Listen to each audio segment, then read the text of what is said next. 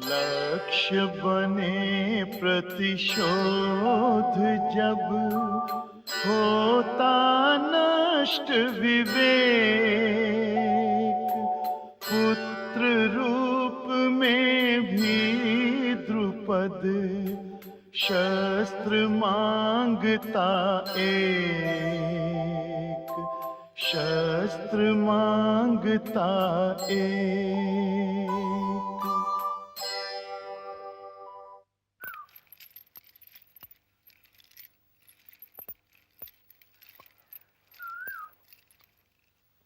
प्रणाम ऋषिवर। ऋषिवर ने आशीर्वाद नहीं दिया?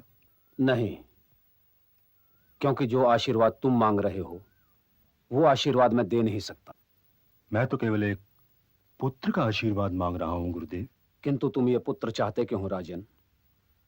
पुत्र के रूप में तुम शस्त्र चाहते हो जिससे ब्रह्म हत्या कर सको। तुम आशीर्वाद नहीं, एक शाप मांग रहे हो, और मैं तुम्हें शाप कैसे दूं? ऋषिवर, जैसा कि आप जानते ही हैं कि द्रोण ने मुझे अपमानित किया है, मैं उसी नरक की आग में जल रहा हूं। तुमने अपने लिए स्वयं ही यह नरक मोल लिया है राजन। मत जलो इस नरक में, निकल जाओ इस नरक से। जीवन बड़ा अनमोल होता है, केवल प्रतिशोध इसका अंतिम लक्ष्य नहीं हो सकता। फिर भी आप ब्राह्मण हैं, आशीर्वाद देना आपका कर्तव्य है।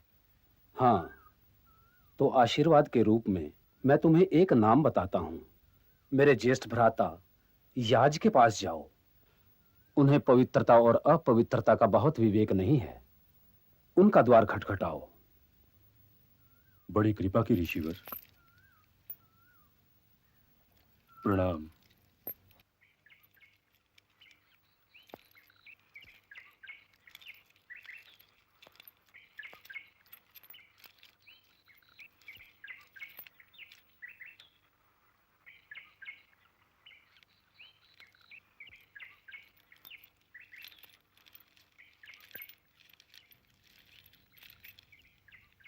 प्रणाम ऋषिवर।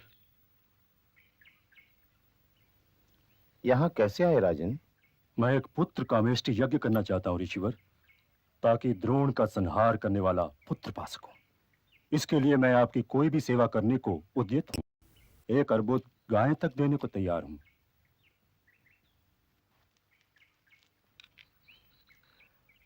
तुम्हें यहाँ का मार्ग अवश्य प्याज ने दिखाया होगा। जी ऋषिवर। उसके विचार में मैं हर अशुद्ध कार्य कर लेता हूं, परंतु क्या अशुद्ध है क्या शुद्ध, इसका निर्णय कौन लेगा? क्या वो प्याज?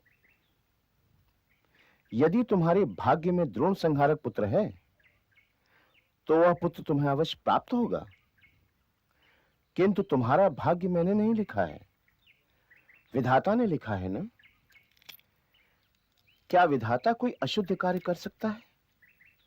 यदि हां, तो मैं कोई अशुद्ध कार्य क्यों नहीं कर पाया?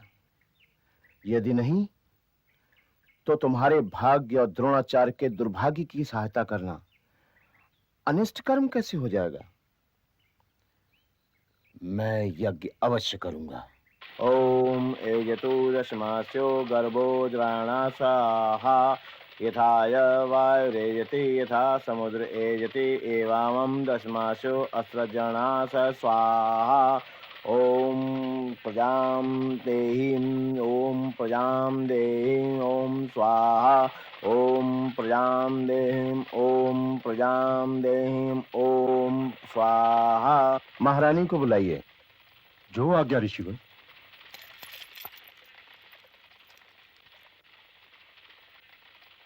स्वाहा स्वाहा। महारानी को बुलाइए। हाँ।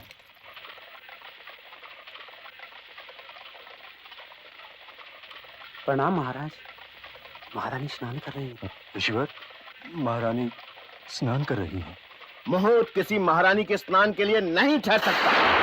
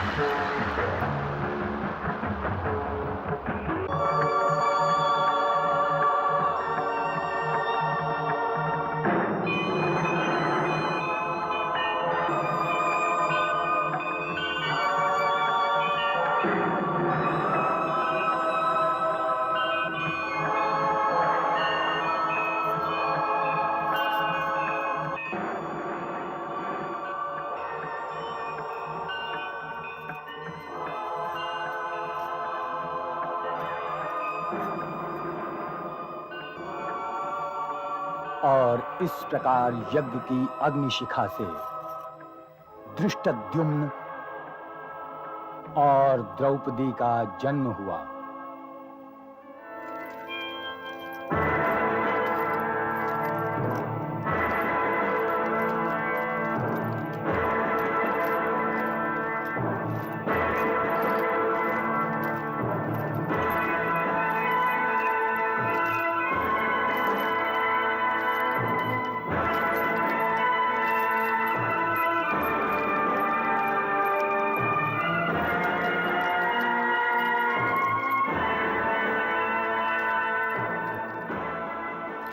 आइए पिताजी।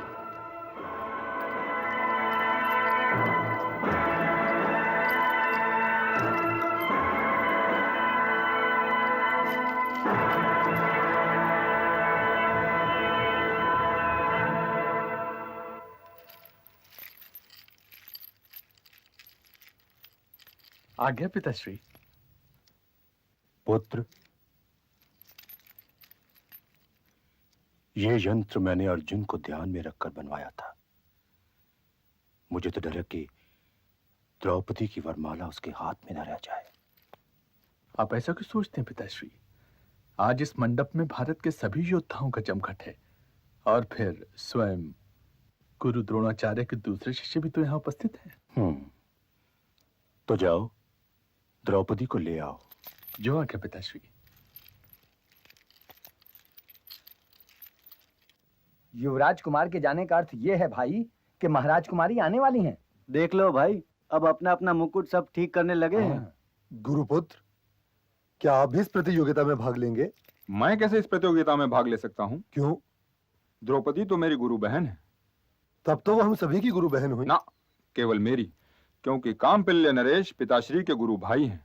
मैं तो घराती हूँ, और यदि तुमने ये स्वयंवर जीता तो मैं तुम्हारा स्वागत करूंगा। मेरे स्वयंवर जीतने के मार्ग में यदि जैसा कोई शब्द तो आ ही नहीं सकता गुरुपुत्र।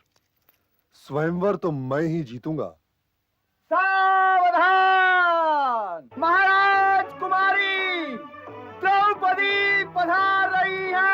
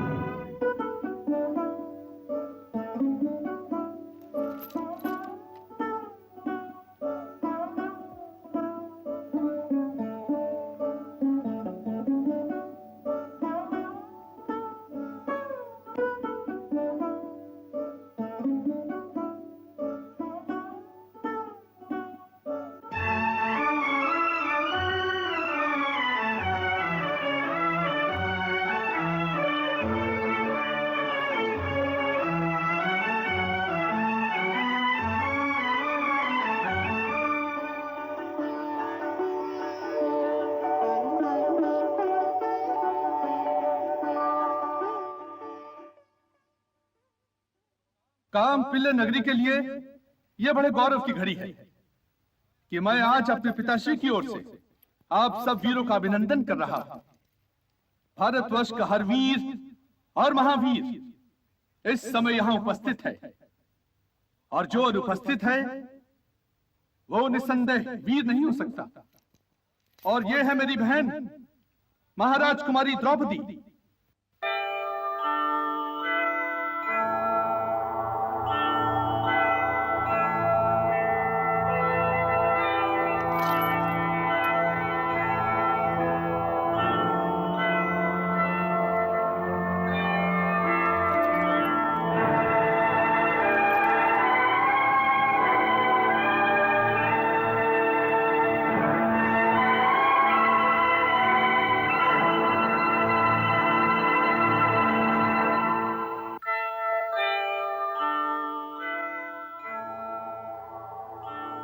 ये दूसरा ब्राह्मण पुत्र तो बहुत ही खाया पिया लगता है। वो ब्राह्मण पुत्र है ही नहीं दाऊ।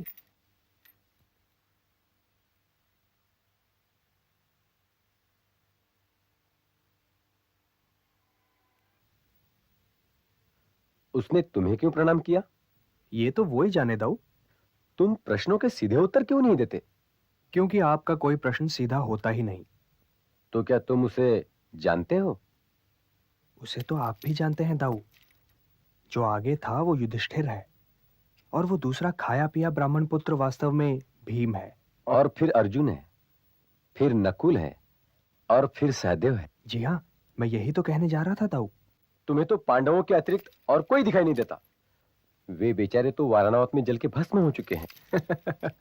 मुझे धृष्टद्युम्न की बात सुनने दो। हमारे पिताश्री ने आप सब महावीरों को इस स्वयंवर में आमंत्रित किया है। वो रहा आपका लक्ष्य, मत्स्य की घूमती हुई आंख। परंतु उसके नीचे तैल पात्र में मत्स्य प्रतिबिंब को देखते हुए आप लक्ष्य साधेंगे और बाण चलाएंगे। जो महावीर इस लक्ष्य वेद में सफल होगा, उसी के गले में मेरी बहन दिव्य जन्मा द्रौपदी वरमाला डालेगी। तो महावीरों, वो रहा लक्ष्य, वो रहे 5 बाण, और वो रहा यज्ञ धनुष।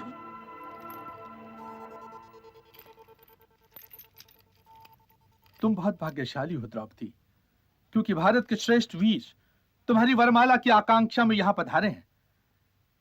मैं आप सबको आमंत्रित करता हूं कि अपना अपना प्रयास आरंभ करें।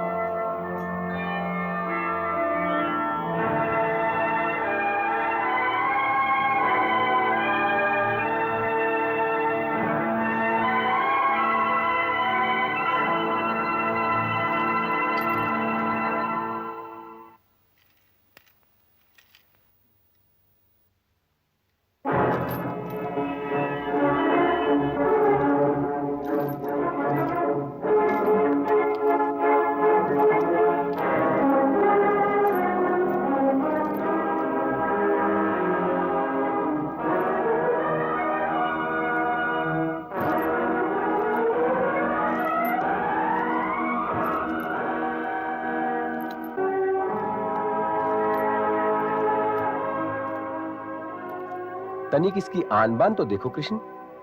देख रहा हूं दाऊ, देख रहा हूं।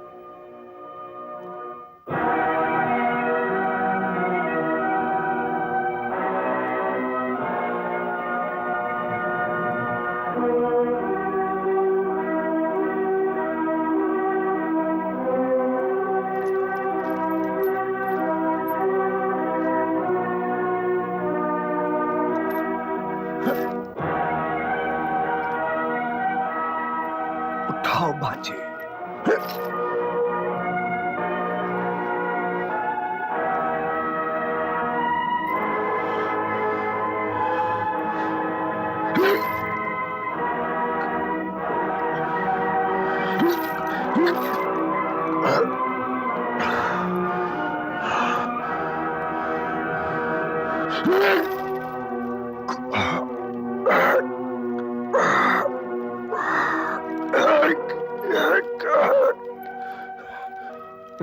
देख रहे हैं ना दाऊ, आचार्य ने अपने शिष्य को यह नहीं सिखाया कि वीर पुरुष को अभिमान शोभा नहीं देता।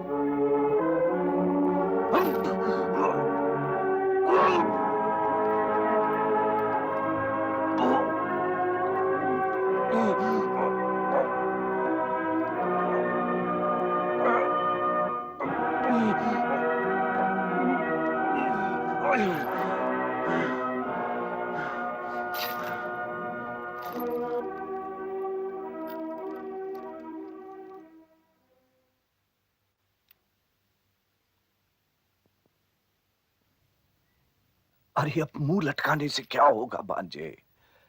हस्तिनापुर की तो नाक ही कट गई। कर्ण के होते हुए हस्तिनापुर की नाक नहीं कट सकती मामाश्री।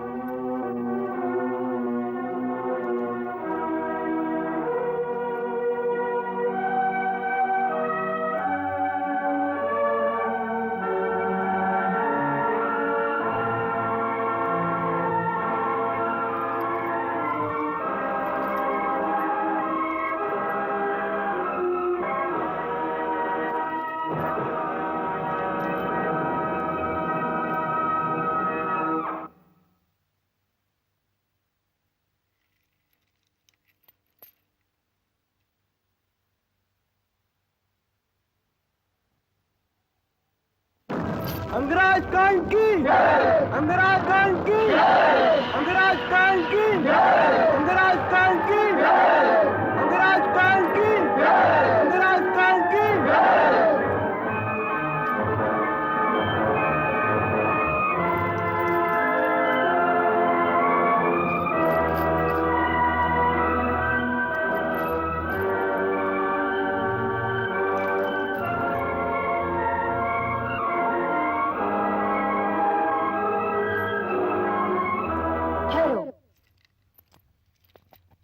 मेरी वरमाला किसी सूत पुत्र के लिए नहीं है।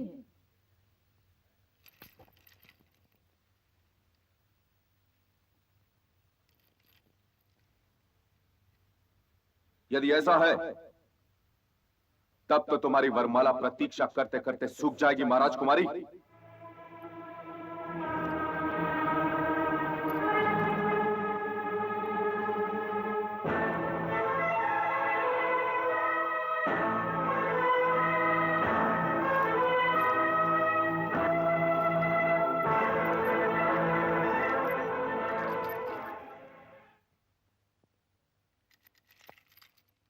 ऋषियों, नदियों और वीरों का गोत्र नहीं होता महाराज द्रुपद। आपकी सभा में मेरे परम मित्र अंगराज कर्ण का अपमान हुआ है। यदि आपके स्वयंवर में यह प्रतिबंध था तो स्वयंवर के शुभारंभ से पहले ही आपको यह बता देना चाहिए था। हस्तिनापुर के युवराज को इतने ऊंचे स्वर में बोलकर अपने अतिथेय का अपमान नहीं करना चाहिए। अंगराज कर्ण हमारे अतिथि हैं, परंतु उनको स्वयंवर की परंपरा का ज्ञान तो होना चाहिए था। और द्रोण शिष्य दुर्योधन से अधिक और कौन जान सकता है कि मित्रता ही की तरह नाता भी अपने बराबर वालों के साथ होना चाहिए। और मेरी बहन दिव्य जन्मा द्रौपदी, उसके हाथ में वरमाला है। यदि वो किसी सूत पुत्र के साथ विवाह नहीं करना चाहती तो उसका विवाह किसी सूत पुत्र के साथ नहीं होगा। और जाते जाते अंगराज, लगता है ठीक कह गए। मैं तो सोच रहा था कि इस स्वयंवर में जहां युवराज दुर्योधन, राजकुमार दुशासन, सात्यकी, महाराज जयद्रथ और महाराज जरासंध जैसे योद्धा बैठे, वहां पर इस लक्ष्य वेदन में भला क्या कठिनाई आ सकती है। कोई ना कोई महावीर तो मेरी बहन की वरमाला से धन्य हो ही जाएगा। परंतु लगता है कि कुंती पुत्र अर्जुन के साथ धनुर्विद्या भी उसी लाक्षागृह में जल के भस्म हो गई।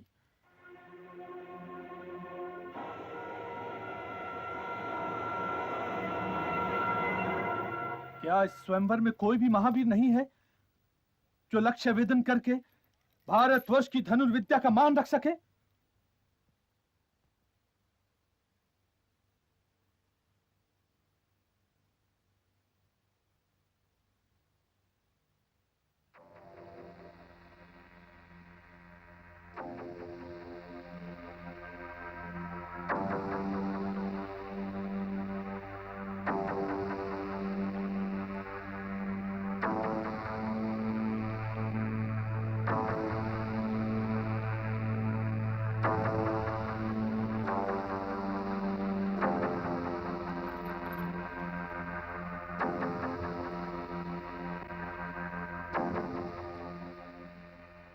ना तो ये यज्ञ धनुष शब्दों का बना हुआ है ब्राह्मण, और ना ही ये स्वयंवर लक्ष्य।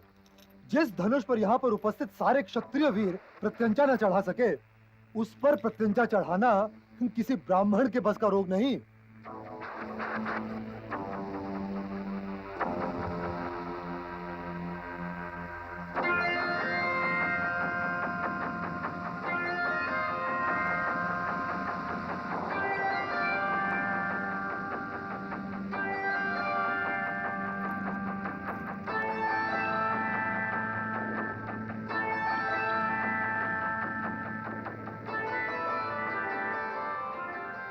चाल से तो ब्राह्मण नहीं लगता ही।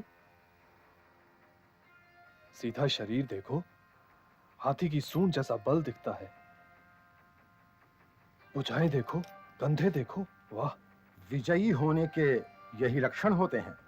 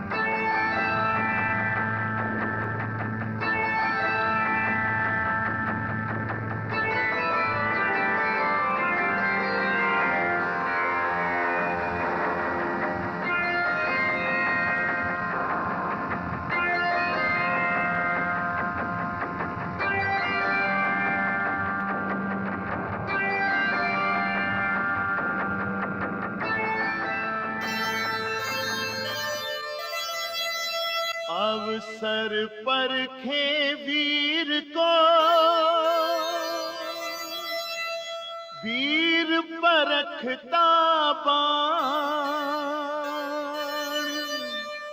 आंख लक्ष्य पर पार्थ की, करे मत्स्य संधान। कुछ लोग मुझ पर ये आरोप लगा सकते हैं कि मैंने जहां कहानी को रोका था वो कहानी को रोकने की जगह नहीं थी। यदि तीर कमान में लग चुका है और यदि अर्जुन जैसा धनुर्धर चिला खींच चुका है तो तीर को चल भी जाना चाहिए था। लेकिन मैंने कहानी को वहां इसलिए रोका कि वो रुक कर सोचने की जगह है, पलटकर ये देखने की जगह है कि अब तक क्या हो चुका है और इस तीर के चल जाने का परिणाम क्या होगा। पंचाल नरेश द्रुपद का दिल तो द्रोण की तरफ से साफ नहीं है और अर्जुन द्रोणाचार्य का सर्वश्रेष्ठ चेला है, जिसके निशाने के चूकने का तो सवाल ही नहीं उठता। तो अब हवा किस तरफ की चलेगी? भरी सभा में महारथी कर्ण का अपमान भी हो चुका है, जिसे सहन करने न कर्ण तैयार होगा और न ही दुर्योधन। तो फिर कमान में जो तीर लगा हुआ है उसके चलने का परिणाम क्या होगा? ये प्रश्न चिन्ह बहुत ही महत्वपूर्ण है, क्योंकि इस प्रश्न का उत्तर भी इस कथा की रीढ़ की हड्डी का एक टुकड़ा है। तो कथा फिर वहीं से आरंभ करता हूं कि जब द्रौपदी ने कर्ण को टोक दिया और किसी और राजा ने स्वयंवर धनुष की तरफ देखने की हिम्मत न की, तो ब्राह्मणों के गोल से अर्जुन निकला।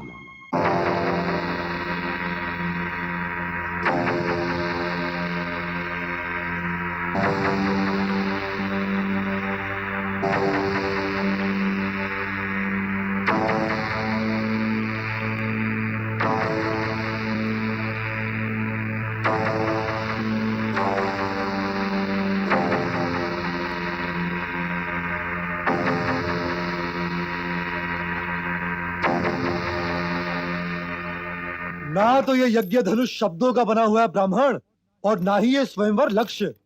जिस धनुष पर यहाँ पर उपस्थित सारे क्षत्रिय वीर प्रत्यंचा न चढ़ा सके, उस पर प्रत्यंचा चढ़ाना किसी ब्राह्मण के बस का रोग नहीं।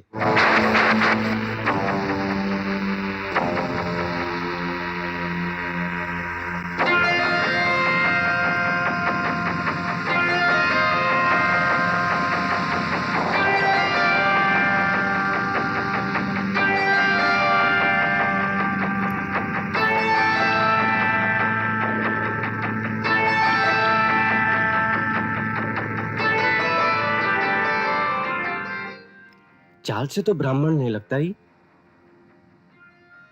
सीधा शरीर देखो, हाथी की सूंड जैसा बल दिखता है।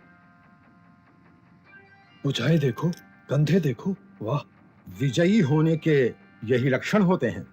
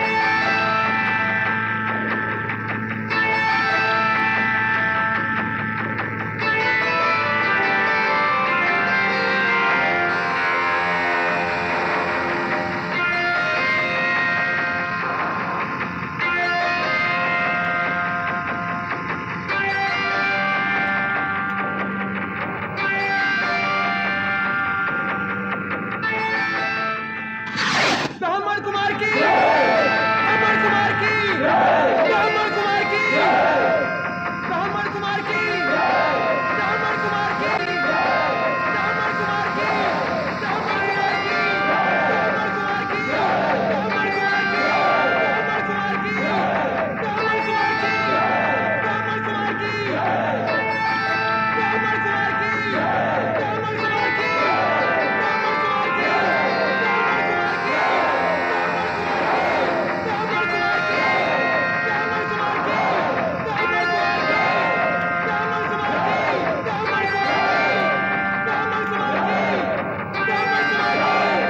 ब्राह्मण कुमार की ब्राह्मण कुमार की पंचाल नरेश, आपने इस ब्राह्मण को स्वयंवर धनुष को हाथ लगाने की आज्ञा देकर राज समाज का अपमान किया है। राज समाज ने लक्ष्य भेदन ना करके स्वयं अपना अपमान किया है मगन नरेश। पंचाल नरेश, क्या आपने यह लक्ष्य क्षत्रियों का अपमान करने के लिए बनाया था? आप लोगों ने हमारा अपमान किया है पंचाल नरेश, आपने हमारा अपमान किया है।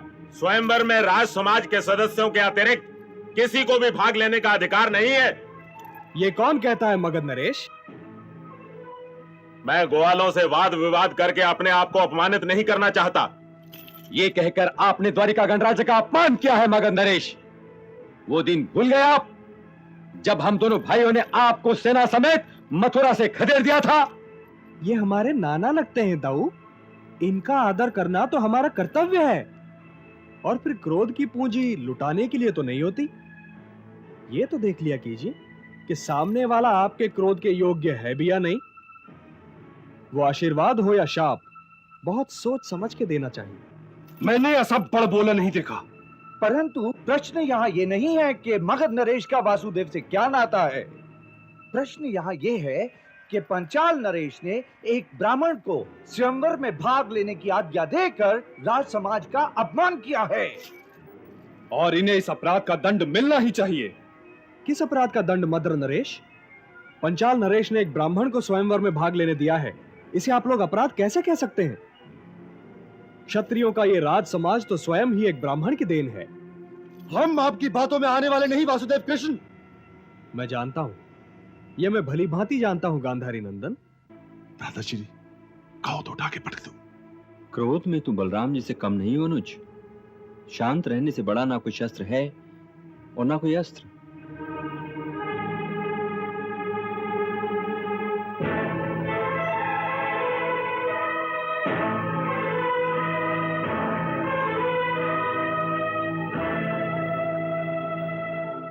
भीम, अर्जुन का ध्यान रखना।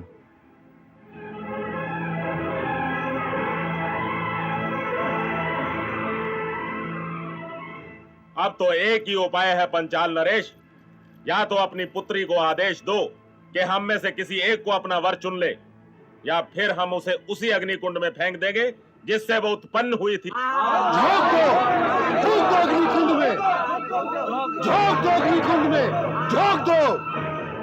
नहीं युवराज, पांचाली अब मेरा उत्तरदायित्व है। झोंक दो उसे अग्निकुंड में, झोंक दो, फूंक दो अग्निकुंड में, झोंक दो अग्निकुंड में, झोंक दो।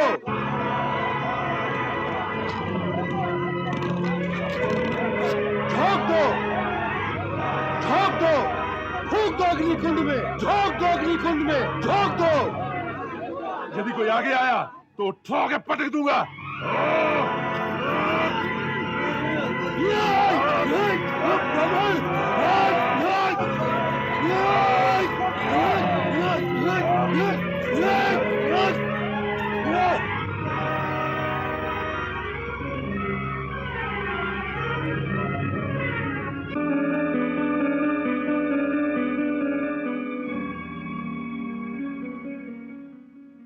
यदि तुम्हारी इस वरमाला पर मैंने अपना अधिकार सिद्ध कर दिया हो तो इस वरमाला से मुझे धन्य करो राजकुमारी।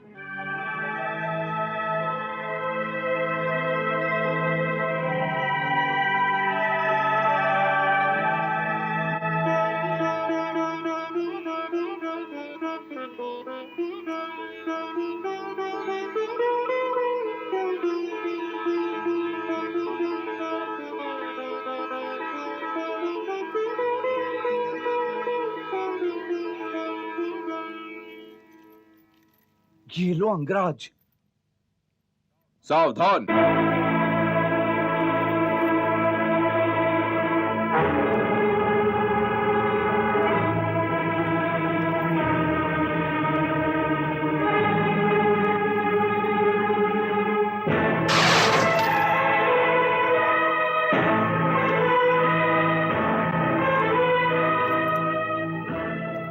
गुरु परशुराम, द्रोणाचार्य, इंद्र और अर्जुन के अतिरिक्त कर्ण का धनुष कोई तोड़ नहीं सकता था। मैं तुम्हारे गुरु को प्रणाम करता हूं ब्राह्मण।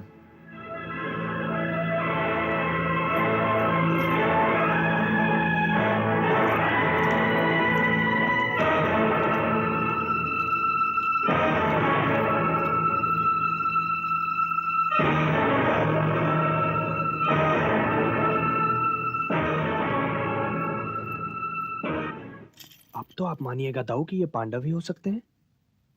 मैं बुआ कुंती के पुत्रों को जीवित देखकर अति प्रसन्न हूं कृष्ण। तो मेरा शिष्य भीम है? जी हाँ, और वो जो हारा हुआ खड़ा है वो भी आपका प्रिय कुरुकुमार दुर्योधन है। ठीक है ठीक है, अब ये संघर्ष बंद करवाओ। जो आज्ञा दाऊ। राज समाज के सदस्यों, यदुवंशियों की ओर से मैं द्रौपदी स्वयंवर की सफलता पर पंचाल नरेश को हार्दिक बधाई देता हूं। इस नवयुवक ने इस भरे स्वयंवर भवन में द्रौपदी की वरमाला पर अपना अधिकार सिद्ध किया है और द्रौपदी ने भी उसे वरमाला पहना दी है। तो राज समाज के क्रोधित होने का कोई कारण ही नहीं है। राज समाज को तो लज्जित होना चाहिए।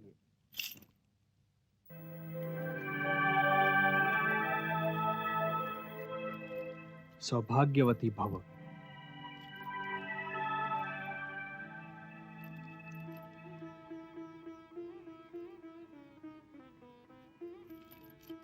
अब द्रौपदी को अपने घर ले जाओ प्रिय ब्राह्मण।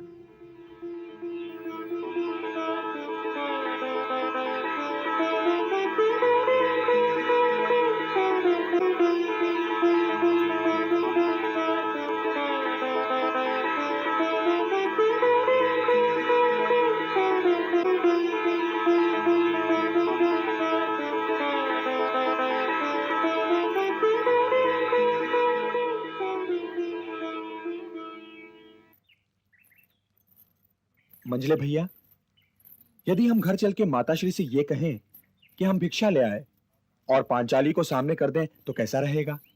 राजकुमारी को भिक्षा कहोगे? परिहास में हानि ही क्या है मंजले भैया? क्यों पांचाली? जैसी आपकी इच्छा।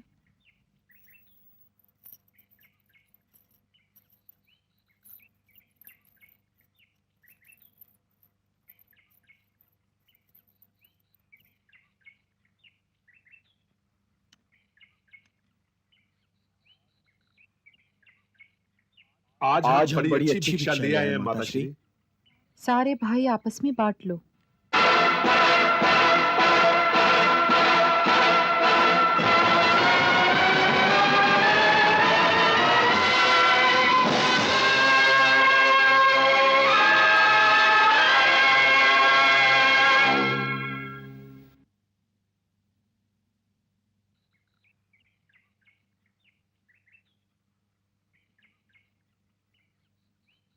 ये देवी कौन है पुत्र? माताश्री, ये कांपिल्ले की राजकुमारी द्रौपदी हैं।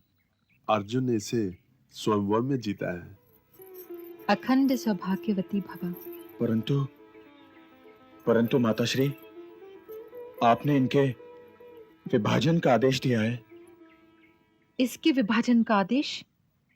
क्या मेरी मति मारी गई है कि मैं पुत्र वधू के विभाजन का आदेश दूंगी? अर्जुन, तुमने तो भिक्षा, तुम दोनों ने द्रौपदी को भिक्षा बताया था, पत्नी को भिक्षा कहा तुमने। मां से झूठ बोले अर्जुन। अब बांटो इसे और बांट कर दिखलाओ मुझे। क्या समस्या है माताश्री? ये तो तुम अपने इन दोनों अनुजों से ही पूछो युधिष्ठिर, जो पत्नी को भिक्षा मानते हैं, वस्तु समझते हैं। क्या भरतवंशियों की यही मर्यादा है? तुम तो साक्षात धर्म हो। तुम ही बताओ युधिष्ठिर, नारी तो शक्ति है माताश्री। नारी के बिना नर संपूर्ण नहीं हो सकता। नारी चाहे माता के रूप में हो, चाहे पत्नी के रूप में, चाहे बहन के रूप में हो, चाहे पुत्री के रूप में, नारी सदैव आदरणीय है।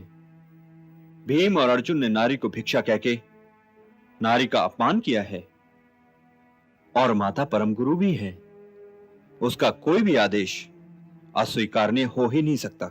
ये आप क्या कह रहे हैं भ्राताश्री? हाँ, माताश्री के मुंह से आज तक कोई अस्वीकारनीय बात नहीं निकली, तो फिर माताश्री के अनजाने में दिए गए इस आदेश में भी कोई ना कोई रहस्य अवश्य होगा। वर्तमान में जो कुछ भी हो रहा है, अतीत में उसका कोई ना कोई अंकुर अवश्य होगा। तो क्या तुम ये कह रहे हो युधिष्ठिर कि द्रौपदी को पांचों भाइयों में बांट दिया जाए? ये मैंने नहीं कहा माताश्री, ये आपने कहा है, ये आपका आदेश है। मैंने तो भिक्षा के लिए कहा था पुत्र। ये आप जाने, परंतु ये सोच लीजिए माताश्री कि भविष्य में जो कुछ भी होना है वो ना आप जानती हैं और ना मैं। हो सकता है कि आपकी जीभ पर बैठकर स्वयं काल ने यह निर्णय लिया हो।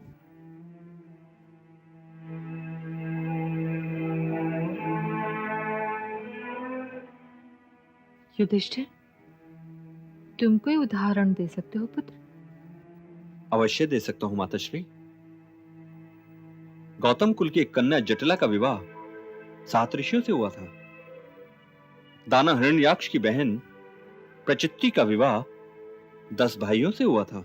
परंतु क्या विवाह और विभाजन में कोई अंतर नहीं है भ्राताश्री? वास्तविकताओं के इस चक्रव्यूह से निकलने के मार्ग का ज्ञान मुझे नहीं है प्रिय नकुल। वासुदेव का प्रणाम स्वीकार कीजिए बुआ। युग युग जियो वत्स। द्वारका में तो सब कुशल है ना?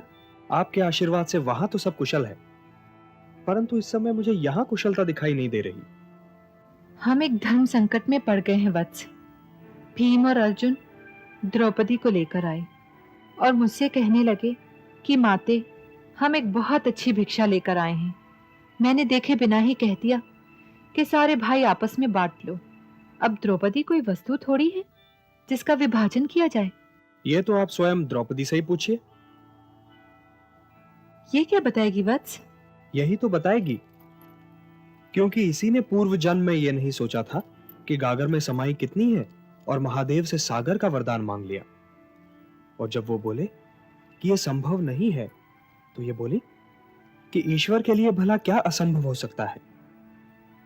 परंतु महादेव के लिए भी गागर को नदी का वरदान देना संभव नहीं है द्रौपदी।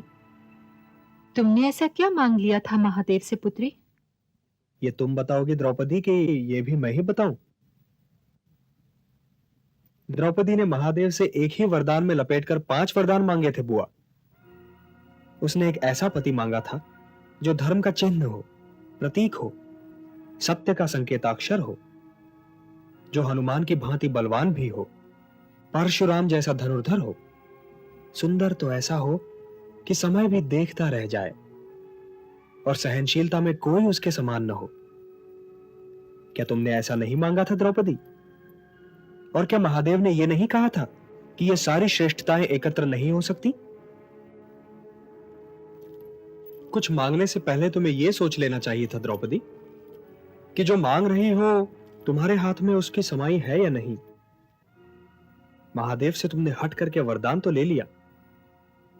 अब बुआ के मुख से स्वयं महादेव बोले हैं, क्योंकि आधुनिक संसार में युधिष्ठिर ही धर्म का चिन्ह है। यह है महादेव का पहला वरदान। आधुनिक संसार में भीम से अधिक शक्तिशाली कोई नहीं। महादेव का दूसरा वरदान। आधुनिक संसार का सबसे बड़ा धनुर्धर अर्जुन है। यह तुम्हारा तीसरा वरदान। आधुनिक संसार में नकुल से अधिक सुंदर कोई नहीं। तुम्हारा चौथा वरदान। सहदेव सहनशीलता में सर्वोत्तम है। तुम्हारा 5वां वरदान। हाँ, ये सारे वरदान लौटाकर यदि तुम महादेव का अपमान करना चाहो तो यह तुम पर निर्भर है द्रौपदी। अरे, आप सब लोग द्रौपदी की ओर क्यों देख रहे हैं? पार्थ, तुमने स्वयंवर अवश्य जीता है, परंतु इसका अर्थ यह नहीं कि जीती जागती द्रौपदी भिक्षा हो गई। माता परम गुरु होती है। अर्थात तुमने अपने परम गुरु से झूठ बोला है। और बुआ, मां होने का अर्थ यह नहीं कि आप देखे बिना, सोचे बिना, समझे बिना आदेश दें कि आपस में बांट लो। आपने ममता की मर्यादा का उल्लंघन किया है। तो आज से ये जीवन आप सबकी तपस्या भी है और प्रायश्चित भी। पूर्व जन्म में थे दिए शिव ने जो वरदान, वरे 5 वर द्रौपदी, 5 गुणी महान, 5 गुणी महान।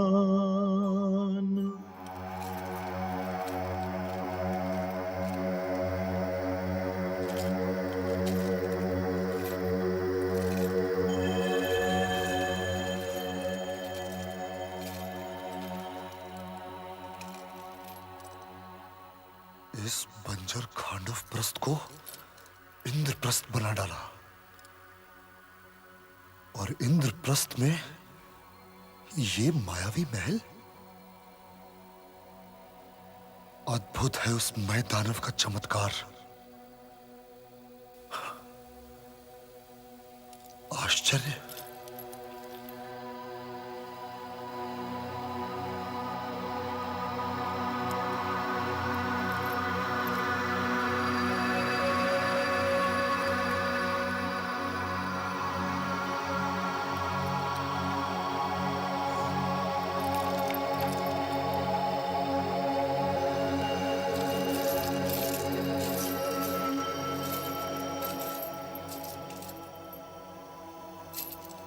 बड़ा सुहावना दृश्य है।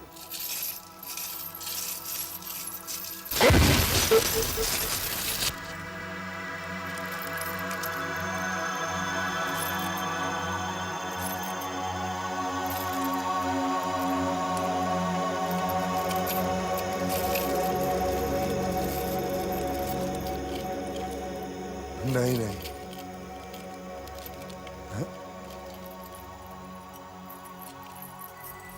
युवराज की जय हो।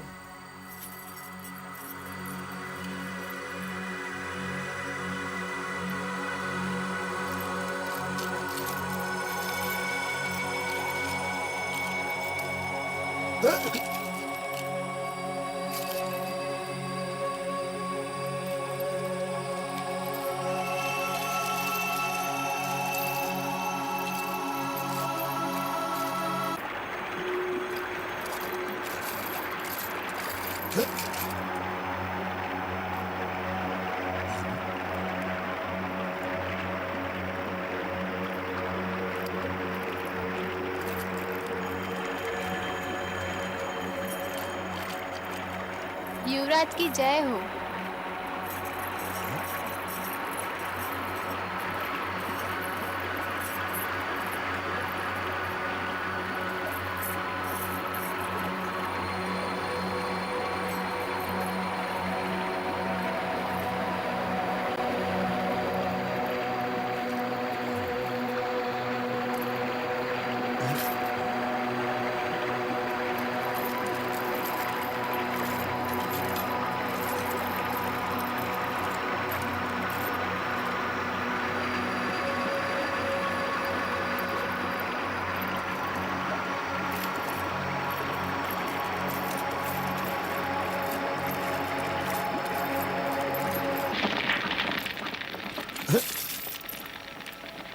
ये अग्नि? चलिए युवराज, ये अग्नि नहीं है।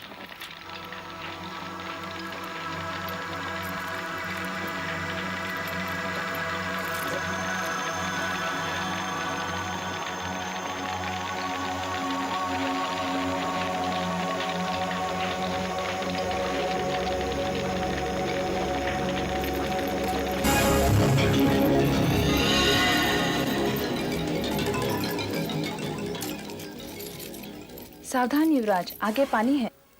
पानी? पानी कहाँ है? हं, दासी भी हमसे खिलवाड़ करती है।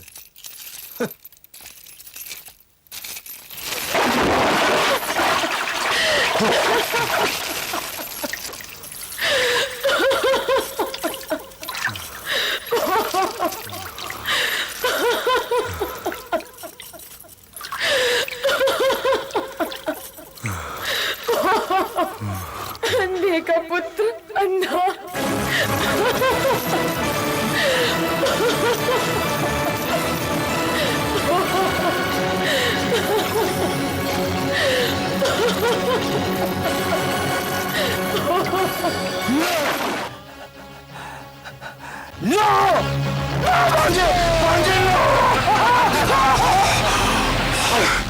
अब तो ये युद्ध समाप्त करना ही पड़ेगा, क्योंकि अब दांव पर लगाने के लिए मेरे पास कुछ नहीं है। कैसे नहीं महाराज? वो अभिमानी, वो मृग नयनी द्रौपदी जो है आपके पास। महाराज, इस सभा में आपकी पुत्रवधू का नाम इस अनादर से लिया गया और आप ये सुनकर भी चुप रह गए। भ्राताश्री, लगाते हैं द्रौपदी को दांव पर।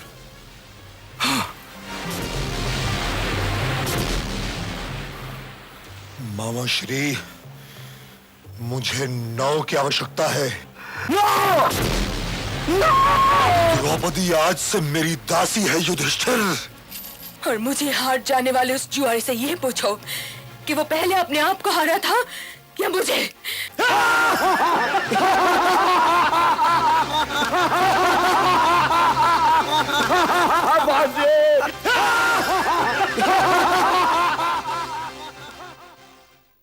हे राजन, कुलगुरु होने के नाते ये कहना मेरा कर्तव्य है कि भोग विलास, मृगया और द्यूत ये ऐसे अवगुण हैं जो व्यक्ति और व्यक्तित्व दोनों का नाश कर देते हैं। कुलगुरु, यदि मैं हार रहा होता तो यही स्वर्ण शब्द आपको कभी याद नहीं आते।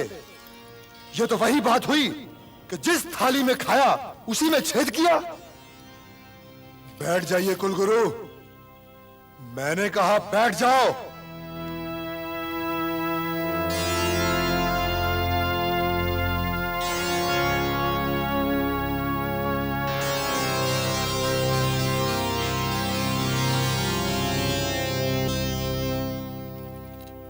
जब बांस का अंत होने वाला होता है महाराज, तो उसमें फल आ जाते हैं। दुर्योधन भी हस्तिनापुर की राजनीति का एक फल है महाराज। फिर भी यदि आप सोच सकते हैं तो सोचिए। द्रौपदी कुलवधू है, उसका अपमान कुल का अपमान है। पितामह, द्रौपदी अब कुलवधू नहीं है, आज से वो मेरी दासी है, दासी। और वह भवन में दूसरी दासियों के साथ रहेगी और उन्हीं के प्रकार काम काज करेगी। मेरी निष्ठा हस्तिनापुर राज सिंहासन के प्रति है महाराज, दुर्योधन के हठों के प्रति नहीं है। और उस सिंहासन पर मेरे ही पिताश्री विराजमान हैं ताजश्री।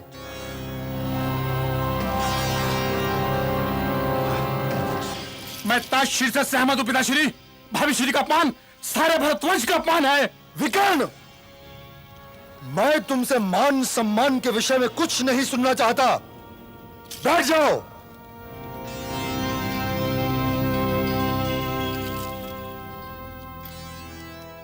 और मुझे अपने दासों के सर पर ये मुकुट अच्छे नहीं लग रहे। अपने अपने ये मुकुट उतारकर मेरे चरणों में रख दो, रख दो। उतारो ये मुकुट और रख दो मेरे चरणों में।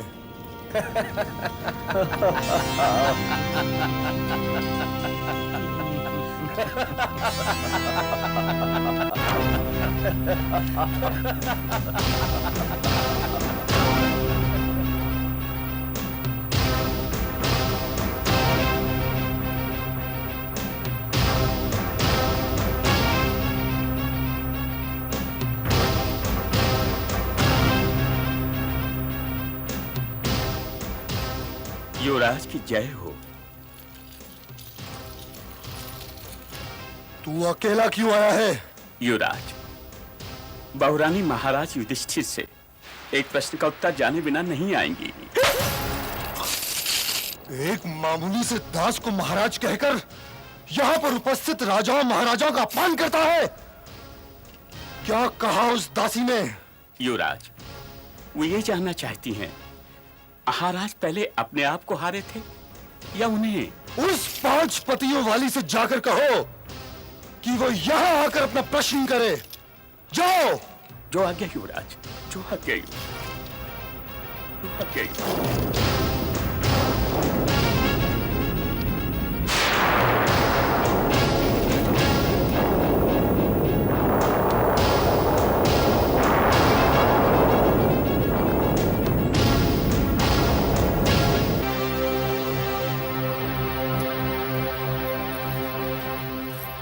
क्या उत्तर लाए मेरे प्रश्न का? महाराज तो चुप रहे बहुरानी, पर युवराज ने कहा आप स्वयं वहां पधार कर महाराज से प्रश्न कर लें।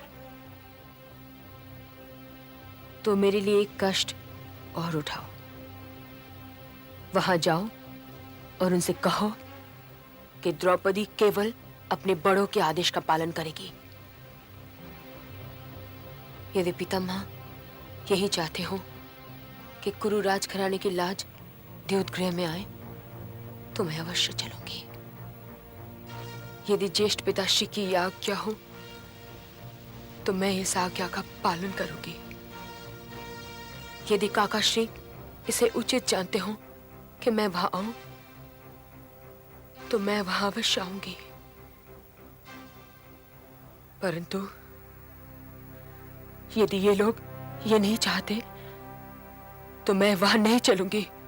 युवराज मुझे फिर लौटाएंगे बहुरानी। तो क्या तुम अपनी बहुरानी के लिए इतना कष्ट भी नहीं उठा सकते?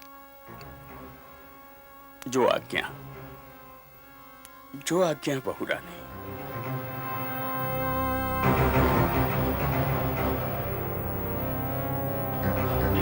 वो होती कौन है ज्येष्ठ कुरुओं से कुछ पूछने वाली? उसे मैंने जीता है और उसे मेरा आदेश मानते हुए यहां आना ही पड़ेगा। भगवान के लिए इस द्यूत क्रीड़ा को यहां समाप्त कीजिए महाराज। महाराज मेरे साथ यह अन्याय नहीं कर सकते पितामह। युधिष्ठिर ने स्वयं द्रौपदी को दांव पर लगाया था। द्रौपदी को दांव पर लगाने से पहले उस समय आप सब लोगों ने युधिष्ठिर से क्यों नहीं कहा कि द्रौपदी इस राजघराने की लाज है और वो भरत वंश की लाज को दांव पर न लगाए? ये सारे प्रश्न अब क्यों उठ रहे हैं जब दांव मैं जीत चुका हूं? मेरे प्रश्न का उत्तर है किसी के पास? है किसी के पास मेरे प्रश्न का उत्तर?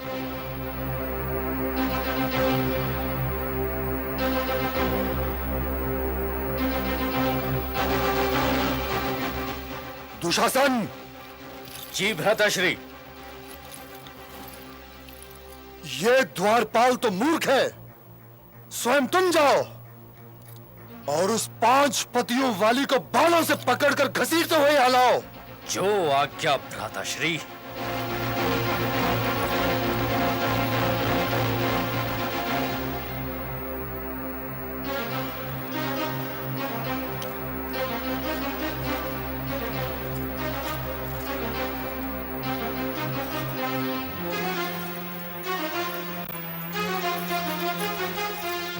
चल, तुझे हमने जीत लिया है। नारी की मर्यादा का आदर करना सीखो गांधारी पुत्र दुशासन। उसकी कोख को अपमानित न करो। चलती है या घसीट कर ले चलूं? चल। मुझे इस दशा में वहां न ले चलो दुशासन। मैं कुलवधू हूँ, कुरुवंश की मर्यादा हूँ। अरे आज तू एक दासी के अतिरिक्त कुछ भी नहीं है। चल।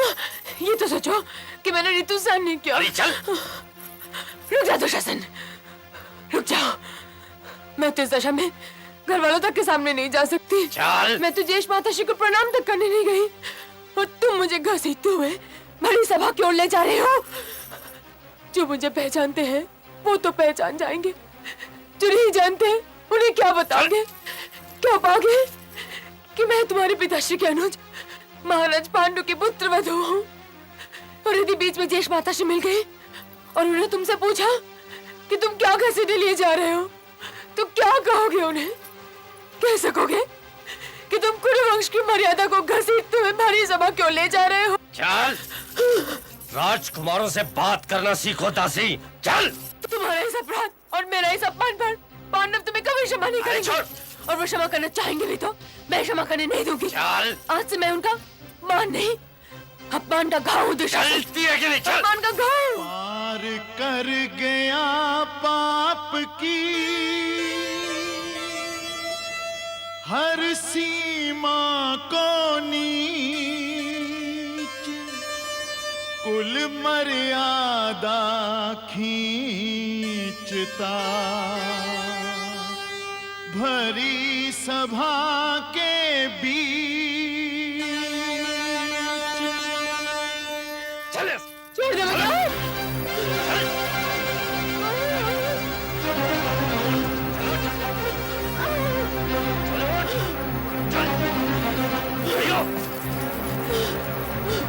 भ्राताश्री, ये रही 5 पतियों वाली द्रौपदी। क्या कहा था तूने?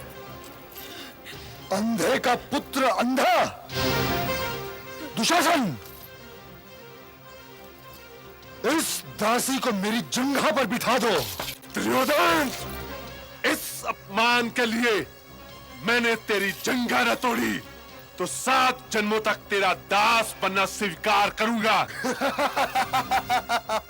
क्षत्रियों की भाषा भूलने का प्रयत्न करो दास।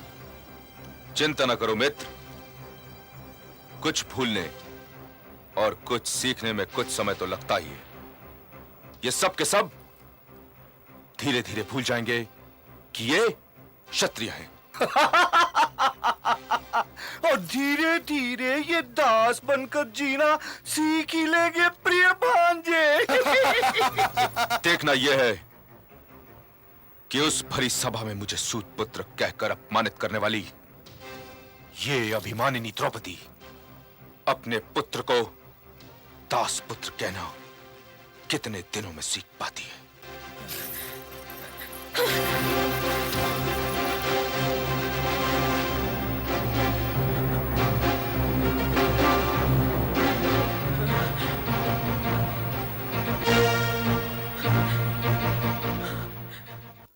आंखें झुकाना इस समस्या का समाधान नहीं है पितामह। मैं आपकी कुलवधू द्रौपदी एक वस्त्र में लिपटी हुई ऋतु स्नान किए बिना इस भरी कुरु सभा में आपको प्रणाम करती हूँ और ये जानना चाहती हूँ कि आप मुझे आज क्या आशीर्वाद देंगे। आप तो ज्येष्ठ गुरु हैं, महावीर हैं, श्रेष्ठ विद्वान हैं। बताइए, क्या आपने केवल गुरु सिंहासन की रक्षा का वचन लिया था? क्या गुरु मर्यादा का कोई महत्व नहीं? आप जैसे महापुरुष शूरवीर को पृष्ठों से मुंह छिपाना शोभा नहीं देता पितामह। मेरी ओर देखिए, देखिए मेरी ओर। मैं गुरु मर्यादा के आगे लगा हुआ एक प्रश्न चिन्ह हूं। देखिए मेरी ओर, देखिए कि आपकी कुलवधू किस दशा में खींचकर यहां लाई गई है, और मुझसे कहिए कि भरतवंशियों की क्या यही परंपरा है? आपके मुंह से ये सुनकर मैं चुप हो जाऊंगी, चुप हो जाऊंगी। मैं जिस वंश की हूं उस वंश की परंपरा कुछ और है। उस वंश में लोग अपनी कुलवधू के मान सम्मान की रक्षा करने के लिए मर मिटते हैं, परंतु हर परिवार की अपनी परंपरा होती है। कृपया मुझे भरतवंशियों की परंपरा बताइए। मेरी ओर देखिए पितामह।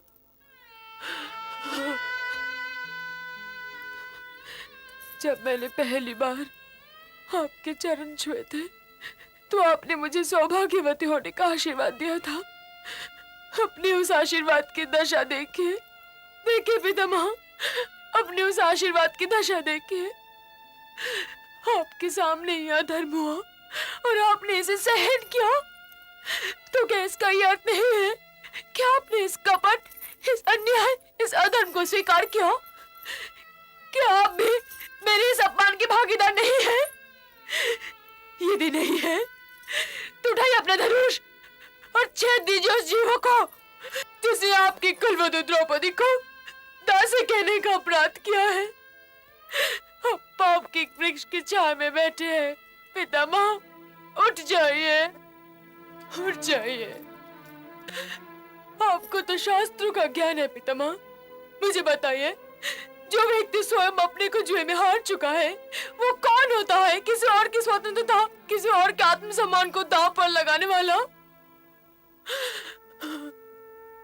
मैं अपने प्रश्न का उत्तर मांग रही हूँ पितामह, और आपका ये लज्जित मौन मेरे इस प्रश्न का उत्तर नहीं हो सकता,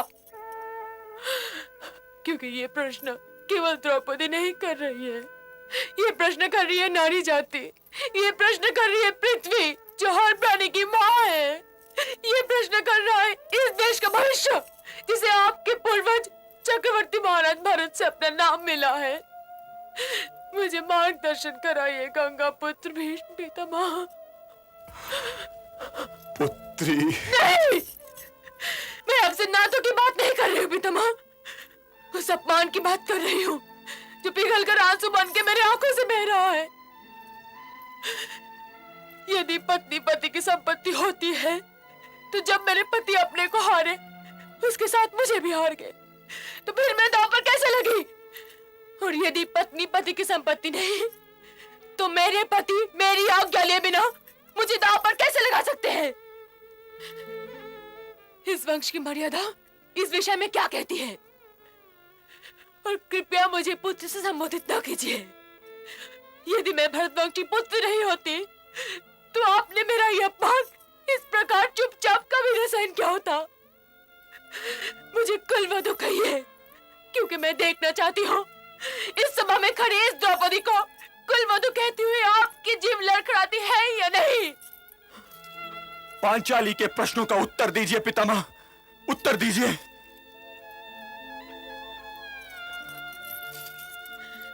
पितामह क्या उत्तर देंगे? ये तो स्वयं एक प्रश्न है।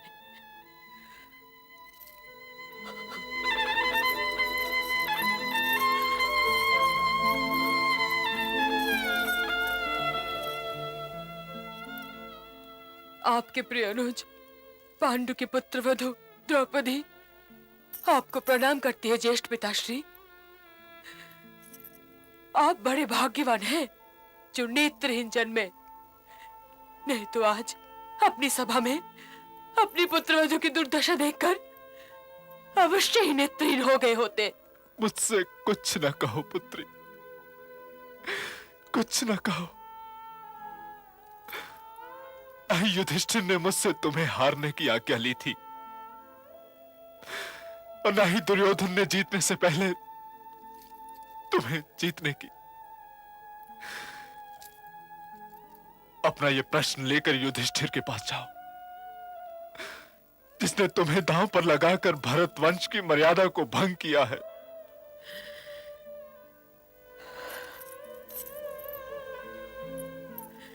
जो आज्ञा ज्येष्ठ पिताश्री, परंतु उनके पास अपना प्रश्न ले जाने से पहले मैं अपने पिता के मित्र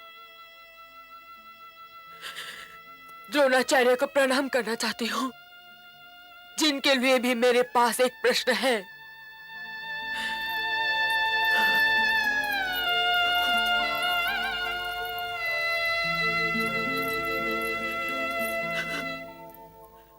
आपने काका शिवविद्युत द्वारा यही संदेश भेजा था ना कि द्रुपद पुत्री होने के नाते मैं आपकी पुत्री हूँ, और पांडवों की पत्नी होने के नाते आपकी पुत्रवधू।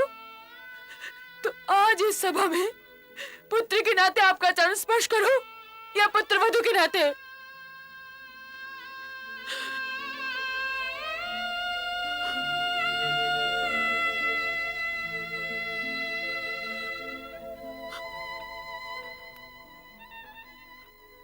आपने भी अपने होठों पर मौन का ताला लगा लिया।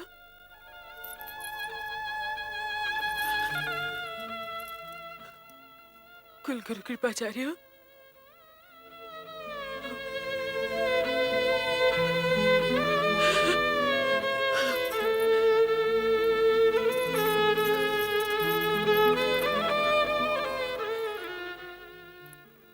काकाश्री, महात्मा विदुर की नीति इस विषय में क्या कहती है?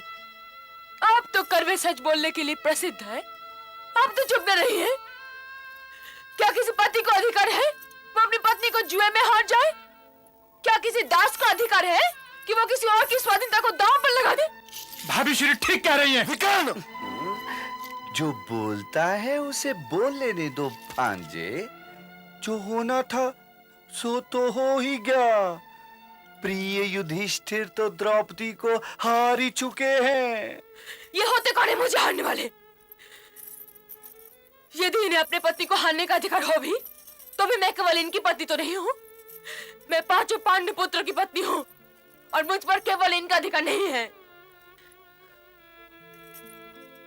क्या उन्होंने दांव पर लगाने से पहले तुमसे यह पूछा था कि ये तुम्हारी पत्नी को दांव पर लगा सकते हैं या नहीं?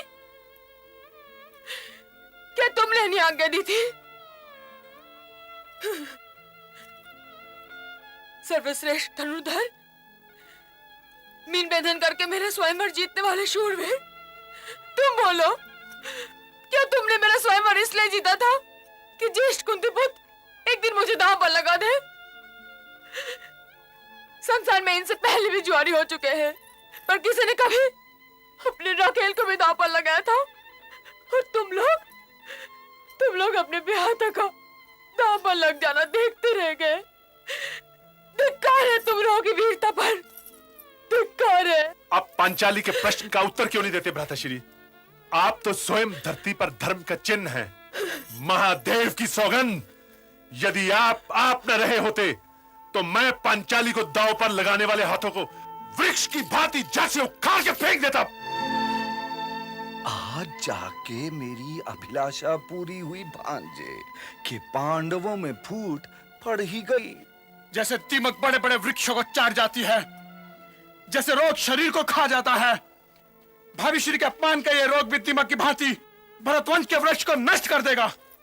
और हम लोग जिस गरिमा की छांव में जी रहे हैं, यह रोग उस गरिमा को भी नष्ट कर देगा। पितामह, पिताश्री, काकाश्री, गुरुवर द्रोण, कुलगुरु कृपाचार्य, अंगराज कर्ण, भाभी श्री के प्रश्न का उत्तर दीजिए, क्योंकि आपका दिया हुआ उत्तर आगे चलकर हस्तिनापुर के भाग्य या दुर्भाग्य के द्वार खोलेगा। और मेरे इस प्रश्न का भी उत्तर दीजिए, क्या एक पति को इसका अधिकार है कि वह अपनी पत्नी को जुए में हार जाए? और यदि आज भी आप लोगों ने मेरे इस प्रश्न का उत्तर नहीं दिया, तो यह प्रश्न किसी भी जन्म में आप लोगों का पीछा नहीं छोड़ेगा। और मेरे इस प्रश्न का उत्तर देने के लिए आपको बार बार जन्म लेना होगा, बार बार जन्म लेना होगा। युधिष्ठिर ने द्रौपदी को दांव पर लगाकर अच्छा नहीं किया, परंतु पत्नी पर पति का अधिकार तो सिद्ध है। अधिकार? अधिकार की परिभाषा क्या है? क्या यह भी सच नहीं है पितामह कि पत्नी के आत्मसम्मान की रक्षा करना पति का परम कर्तव्य है? ये 5 तो तुम्हारी रक्षा नहीं कर पाए, इसलिए आकर मेरे मित्र दुर्योधन की गोद में बैठ जाओ। 5 पतियों वाली तो तुम पहले ही से हो, तो छठे का हाथ पकड़ लेने में हानि क्या है? एक दिन मैं तुम्हें इस अपमान का दंड अवश्य दूंगा कर्ण, अवश्य दूंगा। है चुप! मेरे मित्र से बात करने का साहस करता है, मैं तेरी जीभ काट लूंगा। इसे बोलने दो मित्र, नया नया दास हुआ है, धीरे धीरे सीख जाएगा। जो स्त्री 5-5 पुरुषों के साथ रहती हो वो पत्नी नहीं, वेश्या होती है। और वेश्या का मान क्या और अपमान क्या, ये यहां नग्न भी लाई जाती तब भी अनुचित ना होता। बैठ जाओ। मेरा मित्र बिल्कुल ठीक कह रहा है। एक वेश्या या दासी का मान क्या और अपमान क्या। दुशासन, मेरी इस दासी को नग्न कर दो। देखूं तो सही कि जिस दासी को मैंने जीता है वो लगती कैसी है। दुशासन, यदि तूने पांचाली के वस्त्र को हाथ भी लगाया तो क्षत्रिय गरिमा की सौगंध तेरे हाथ तोड़ दूंगा। फिर अपनी 5 पतियों वाली पत्नी से कहो कि अपने वस्त्र स्वयं उतार दे, और यदि उसने ऐसा नहीं किया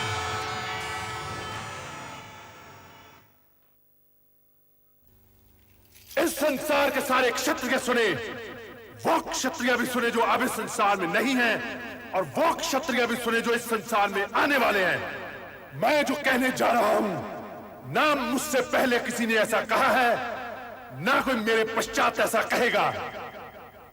मैं पांडु पुत्र भीम ये घोषणा करता हूं कि जब तक रणभूमि में इस दुशासन की छाती चीर कर इसका लहू नहीं पी लूंगा, अपने पूर्वजों को अपना मुंह नहीं दिखाऊंगा।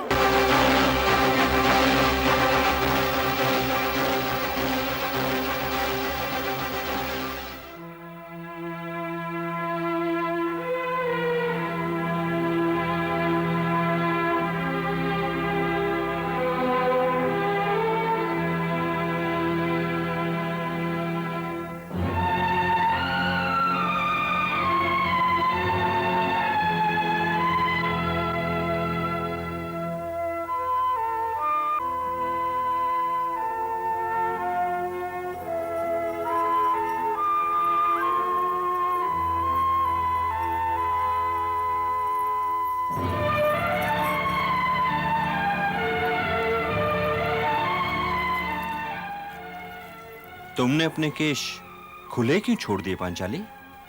अब ये अपमानित केश खुले ही रहेंगे कि तुम लोग जब इन खुले केशों को देखो, तुम्हें ये याद आ जाए कि दुशासन ने भरी सभा में इनका कैसे अपमान किया था। इन्हें ठीक से देखो सर्वश्रेष्ठ धनुर्धर अर्जुन, इन्हें ठीक से देखो सर्वश्रेष्ठ गदाधर भीम। ये केश तब तक खुले रहेंगे जब तक तुम में से कोई अपनी अंजुरी भर दुशासन की छाती का लहू लाकर मुझसे ये ना कहेगा कि पांचाली ये लो दुशासन की छाती का लहू और इनसे अपनी केशों का अपमान धो डालो।